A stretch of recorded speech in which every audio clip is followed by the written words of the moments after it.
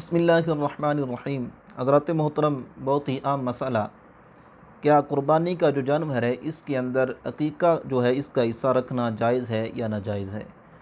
تو اس کا جواب یہ ہے کہ قربانی کا جو جانور ہے، مثلا گائے ہو یا اونٹ ہو، تو اس کے اندر عقیقہ جو ہے اس کا حصہ رکھنا یہ جائز ہے، یعنی عقیقہ ہو جائے گا۔ اور مستحب یہ ہے اور افضل یہ ہے کہ اگر بچہ ہو تو اس کے 2 حصے رکھے جائیں، اور بچی ہو تو اس کا 1 حصہ رکھا جائے، اور اگر ایک حصہ بھی ہو تب بھی یہ عقیقہ جو ہے یہ ہو جائے گا۔ اور یہاں پر ایک اور مسئلہ یہ بھی ہے کہ کیا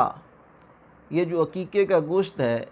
یہ اس کے والدین کھا سکتے ہیں، اس کے قریبی رشتہ دار مثلا نانا نانی، کیا یہ عقیقے کا گوشت کھا سکتے ہیں؟ تو اس کا جواب یہ ہے کہ عقیقے کا جو گوشت ہے وہ اس کے والدین بھی کھا سکتے ہیں، اس کے قریبی رشتہ دار نانا نانی اور دیگر جو